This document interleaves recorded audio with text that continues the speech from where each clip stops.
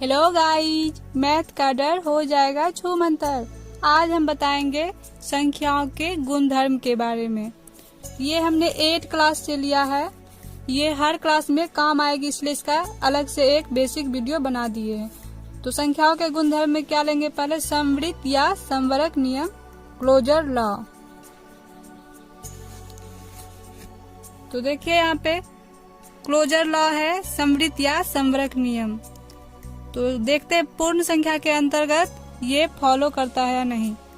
Closure law का मतलब है अगर कोई दो संख्या लिए, जैसे 2 और 5 लिए, तो इसका जोड़ भी, अगर दो पूर्ण संख्या लिए है 2 और 5, और इसका जोड़ भी अगर 5 2 7, 7 भी पूर्ण संख्या हो गया।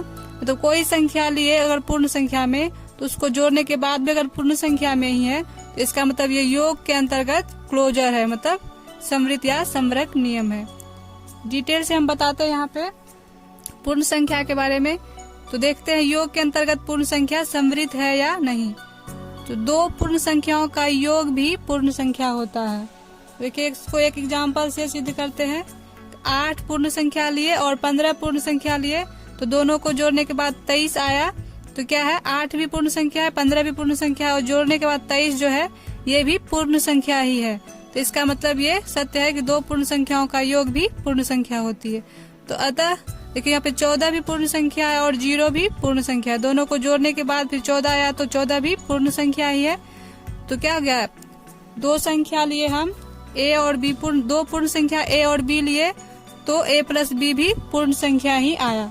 तो इसलिए पूर्ण संख्या जो है योग के अंतर्गत समवृत्त है। इसको हमें याद रखना होगा। और इसे भी दो पूर्ण संख्याओं का योग भी पूर्ण संख्या होती है। अब देखेंगे घटाव के अंतर्गत पूर्ण संख्या समवृत्त है या नहीं। तो दो पूर्ण संख्याओं का अंतर जरूरी नहीं पूर्ण संख्या ही होती है। देखिए 6 पूर्ण संख्या है, 4 पूर्ण संख्या है, तो इसको घटाने के बाद 6 और 4 को घटाने के बाद 2 आया, तो ये तो पूर्ण संख्या ही है। लेकिन हमेशा ये नहीं होता है। देखिए यहाँ पे 4 पूर्ण संख्या है और 5 पूर्ण संख्या है, लेकिन 4 घटाओ 5 किए तो क्या आ गया, -1 आ गया। -1 पूर्ण संख्या नहीं है, क्योंकि पूर्ण संख्या तो 0 1 2 3 से ही स्टार्ट होता है। तो -1 पूर्ण संख्या नहीं है।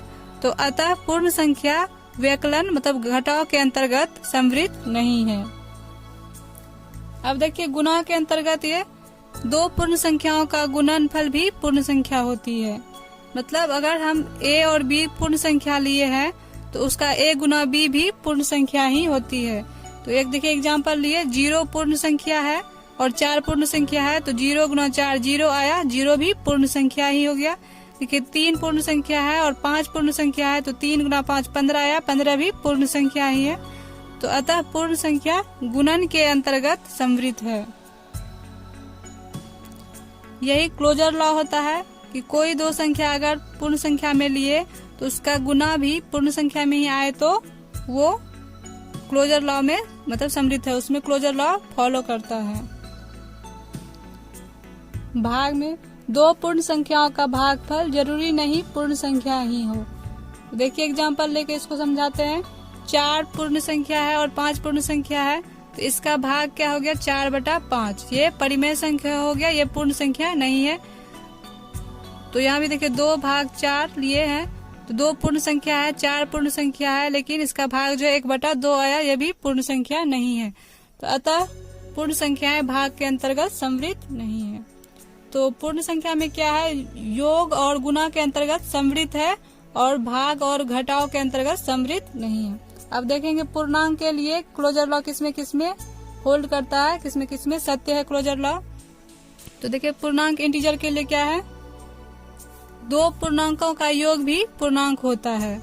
मतलब अगर a और b दो पूर्णांक है, तो a प्लस b भी पूर्णांक होगा। इसको एक एग्जाम्पल से लेंगे।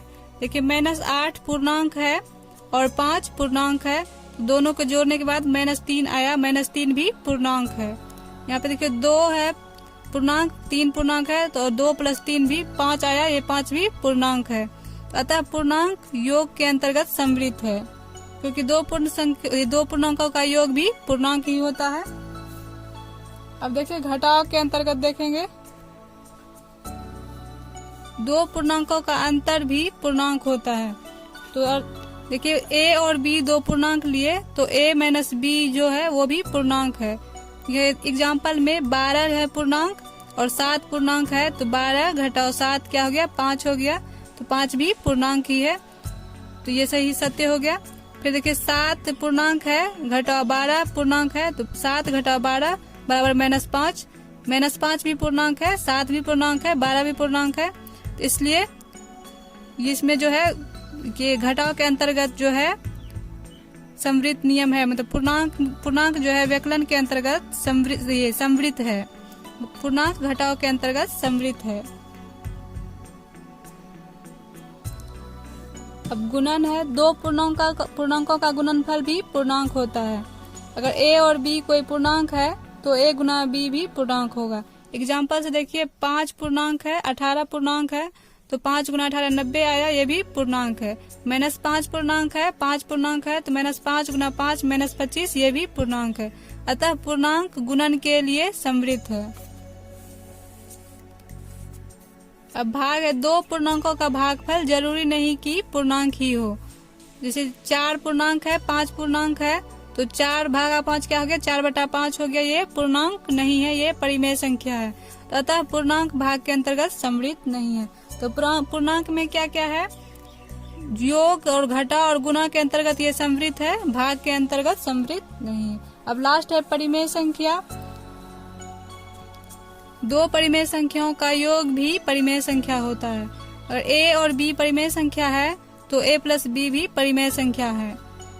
एग्जाम्पल में -2/3 परिमेय संख्या लिए प्लस 5/6 ये भी परिमेय संख्या, तो दोनों को जोड़ने के बाद क्या आया, 1/6 ये भी परिमेय संख्या है।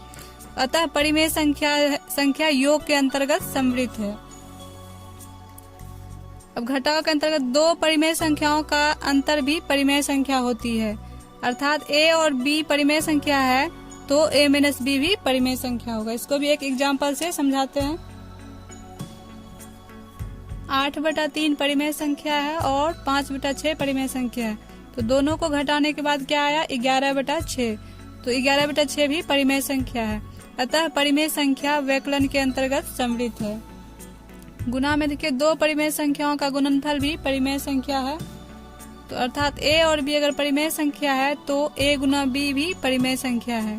तो देखिए यहाँ पे एग्जाम्पल लिए -4/5 परिमेय संख्या है और 8/3 परिमेय संख्या है, तो इसका गुना जो गुना की क्या हो गया, -32/15 आया, तो ये भी परिमेय संख्या है।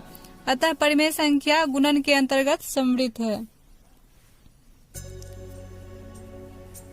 भाग में देखिए दो परिमेय संख्याओं का भागफल भी परिमेय संख्या है, अर्थात a और b परिमेय संख्या है तो a भागा b भी परिमेय संख्या है।